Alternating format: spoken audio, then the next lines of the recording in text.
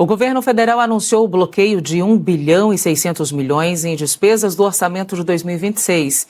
Isso numa tentativa de manter o cumprimento das regras do novo arcabouço fiscal. Essa medida faz parte do primeiro relatório bimestral de avaliação das contas públicas e vem neste momento de incertezas, no cenário internacional, pressão sobre combustíveis em relação a isso, Ao mesmo tempo, essa medida, a gente tem a equipe econômica negociando com estados uma subvenção de R$ 1,20 por litro do diesel, como forma de reduzir o impacto da alta do petróleo e evitar também uma pressão inflacionária. Olha, tantos movimentos econômicos aí sendo desenhados, hein? Sobre esses assuntos a gente conversa agora com a especialista em finanças, Luciana Iquedo. Bom dia, Luciana, tudo bem? Bem-vinda mais uma vez por aqui. Olá, Thalita, muito bom dia. Sempre uma alegria começar o dia com você.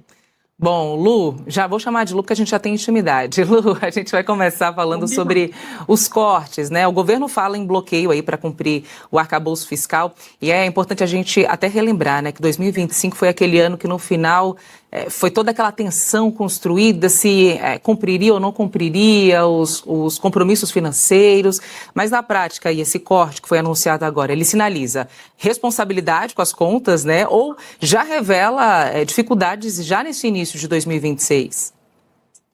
Sim, na minha opinião, Thalita, demonstra aqui uma responsabilidade com as contas que tem justamente a ver com essa dificuldade no exercício passado. Lembra que os últimos dias do ano chegavam e a gente não conseguia aí ter a LDO aprovada. Então, o que está sendo bloqueado inicialmente são as despesas que não são obrigatórias. Ou seja, são aquelas que são as discricionárias, Então, que a gente realmente teria uma margem aí do governo para que ele cortasse.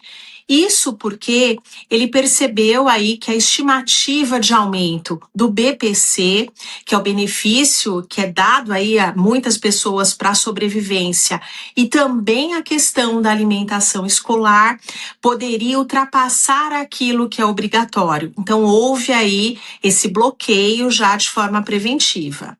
Agora, será que também por trás, claro que tem essas justificativas, mas por trás disso tudo tem esse cenário eleitoral, Lu, tendo em vista que em ano eleitoral os gastos do governo aumentam e muito, E a gente sabe que são recursos tirados ali de várias áreas para esse investimento, Não deveria ser. Mas a senhora acha que no destaque eleitoral também tem influência para esse corte que foi anunciado?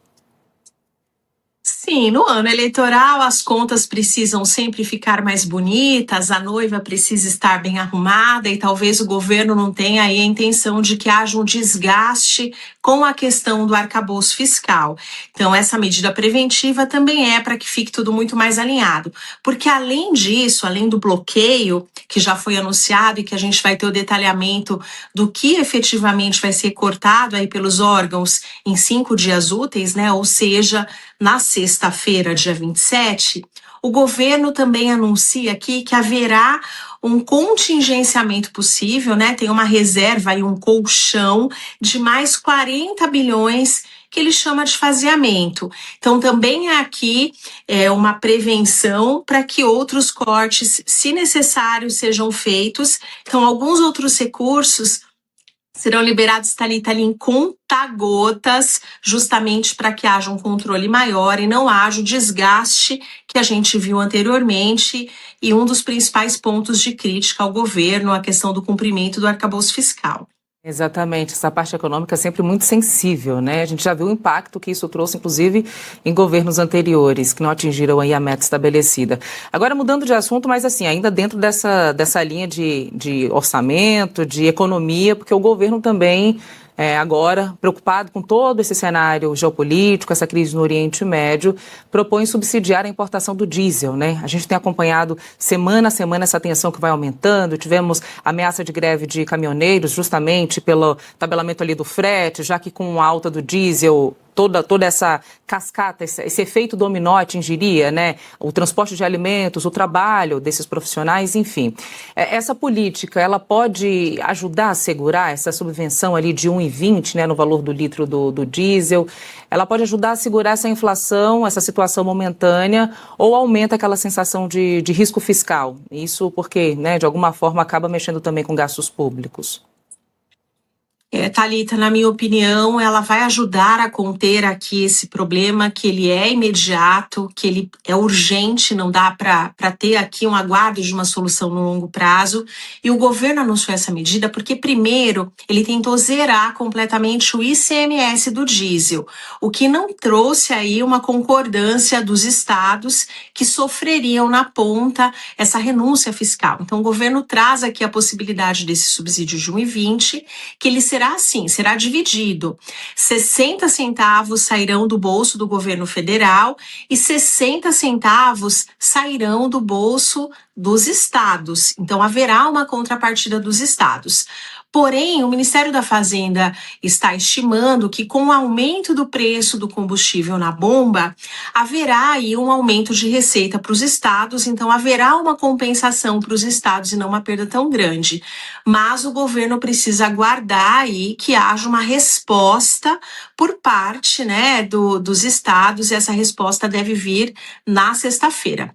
Não é algo que será definitivo, é algo que será temporário, então teria data para iniciar e data para acabar.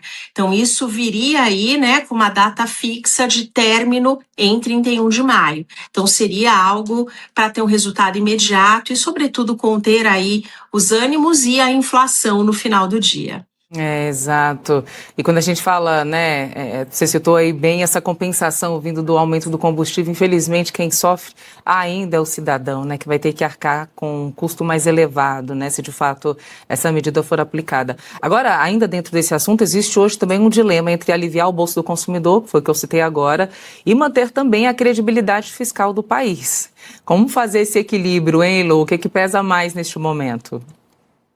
Sim, é por isso que a gente tem percebido, Thalita, medidas que estão vindo aí em paralelo, né? Então, no primeiro momento, a gente falou aqui dessa questão do bloqueio e do contingenciamento, dessa liberação aí de 40 bi em conta-gotas, que o governo chama de faseamento, justamente para que ele tenha um controle fiscal maior, mas, ao mesmo tempo, a questão da inflação é uma preocupação mundial.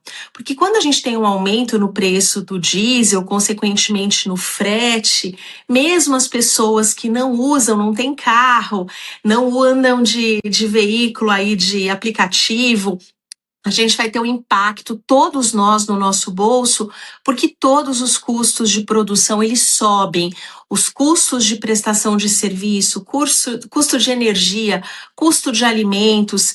Então, hoje eu penso que essa seja a maior preocupação, não só do Brasil, mas uma preocupação do mundo em relação ao preço final, aí, especialmente de alimentos e, consequentemente, a inflação. Lembrando, né, Thalita, que a gente já vinha aí numa fase que, pós-pandemia, o mundo tinha como maior problema a inflação por conta de todos os recursos aportados pelo governo. Então, agora, com essa questão toda tensa lá no Golfo Pérsico, a gente tem de novo uma preocupação muito forte inflacionária. É isso, e quando mexe com a economia, a gente fala também dos aspectos e resquícios que podem cair sobre o governo, né? Se pretende reeleição, se pretende mudar a comunicação com a população, são nesses detalhes aí que a gente vai observando a percepção, né, pública sobre as ações econômicas. Lu, obrigada, viu, obrigada pela sua participação e até uma próxima por aqui. Eu que agradeço, Thalita, um excelente dia. Tchau, tchau.